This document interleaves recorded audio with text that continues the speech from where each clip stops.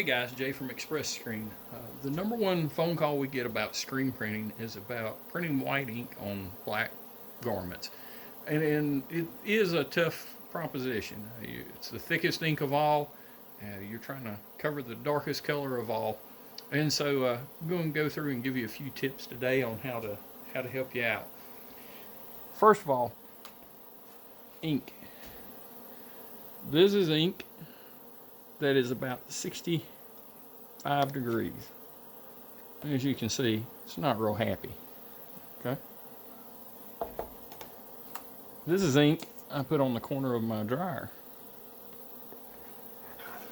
And it's about 85 degrees. So you can see there's a huge difference. So number one, make sure you got warm ink. Now, I don't mean hot. You don't want to flash cure it into the container.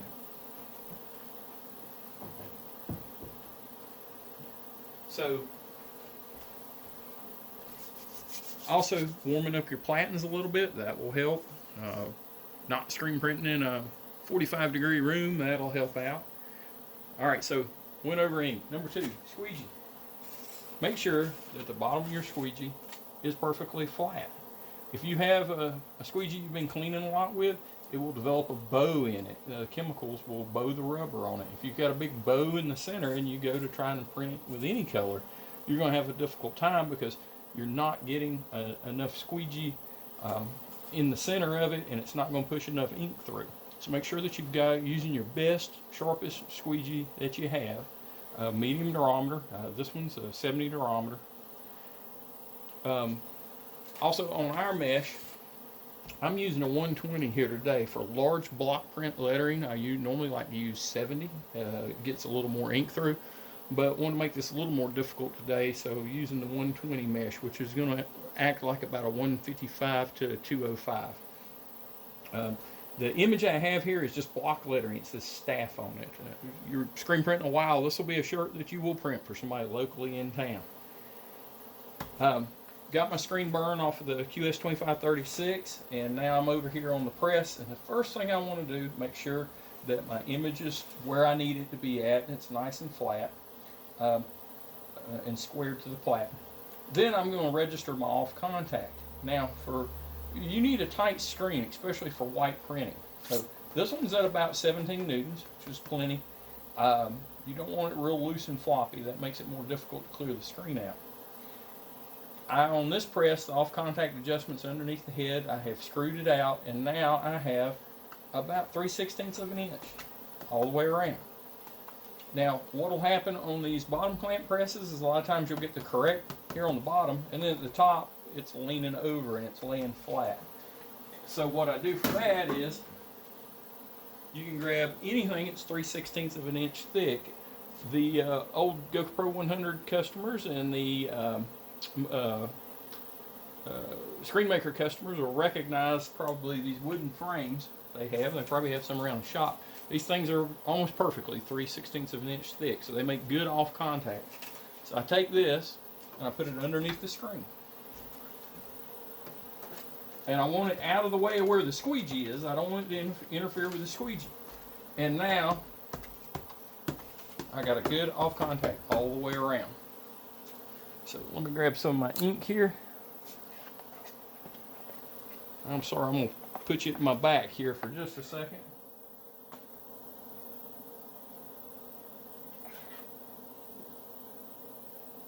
All right.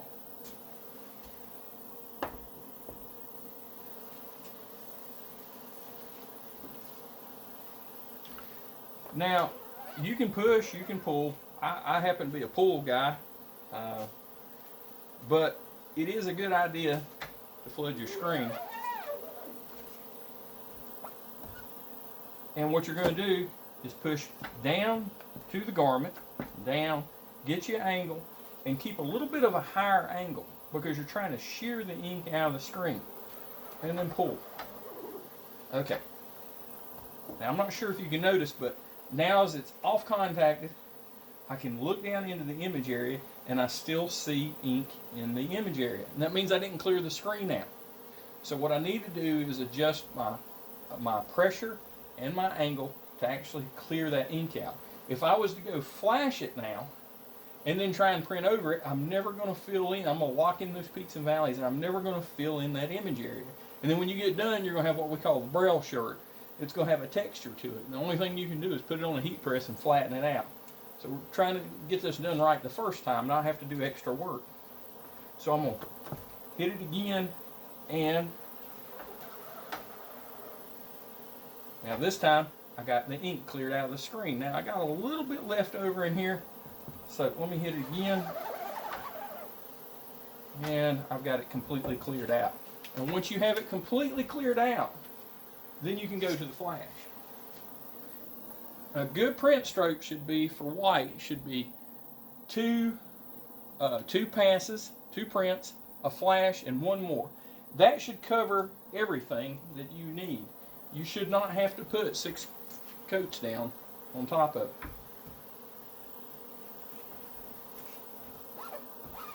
Now normally I don't go straight back to flash. I'll let it cool down for a few minutes, but this is just for demonstration purposes here. And you know, I don't ever flood the second time. I just go ahead and do a good cleaning stroke. And oh my gosh, that's some fresh sticky tape.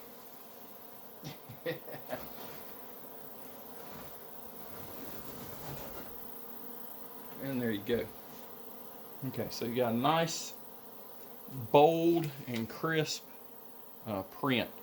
Now, this is on a flat cotton pilon, okay? Those print pretty easily. Polyester prints pretty easily. 50/50 is a little more difficult. Cotton, that's where the fun starts at. So let's throw a cotton shirt up here.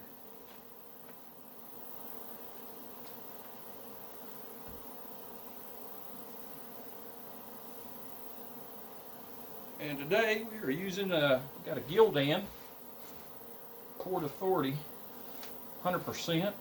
These print pretty well. We enjoy using them. Alright, got it lined up.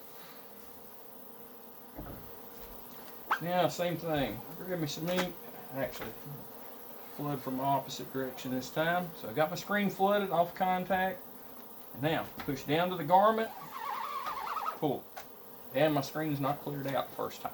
And it's normal for it not to be cleared out the first time. Now, hit the second time. And there we go.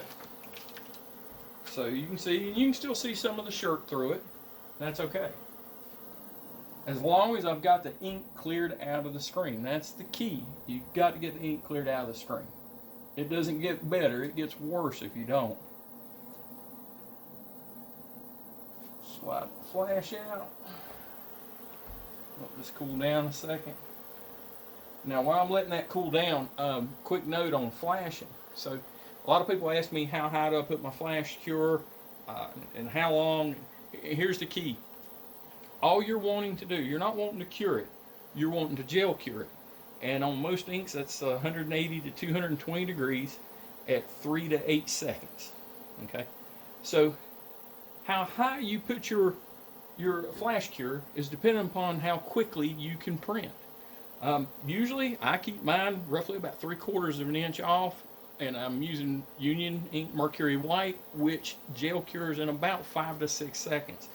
And so as soon as it hits over there, I can print, count to 1 or 2, and then I'm ready to move on and keep moving the press.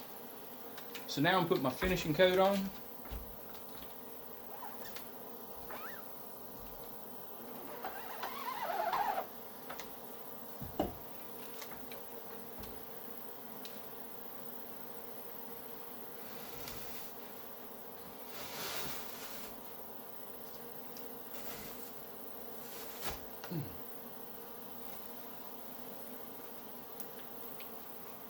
I don't know if you can see it.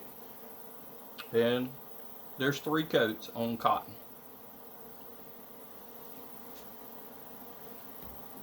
Appreciate you guys stopping in. If you have any questions, please let us know. We'd be happy to answer them. Thank you so much for watching.